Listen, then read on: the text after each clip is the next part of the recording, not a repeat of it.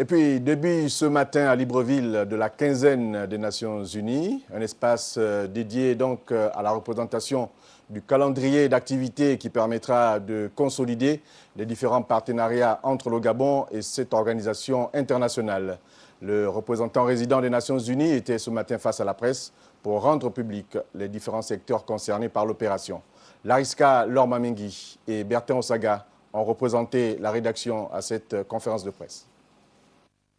Le système des Nations Unies au Gabon, à travers ses agences respectives, appuie les politiques nationales de développement du pays à travers des cycles de partenariats quadriennaux matérialisés par la signature avec le gouvernement gabonais d'un document appelé Plan cadre des Nations Unies pour l'aide au développement. Stephen Jackson plante le décor de ce programme à la presse. C'est tout un arc-en-ciel de différentes priorités. Mais je vous donne un exemple.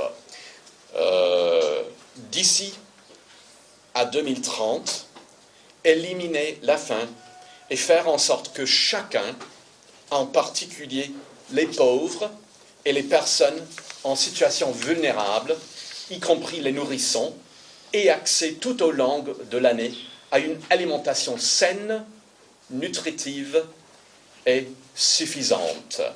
En termes d'objectifs pour cette quinzaine des Nations Unies, il y a notamment le renforcement des liens entre le système des Nations Unies et son partenaire qui est le gouvernement gabonais, offrir un ensemble d'activités aux populations locales en vue de les amener à s'approprier les objectifs de développement durable et d'en faire les acteurs de premier plan du développement du Gabon.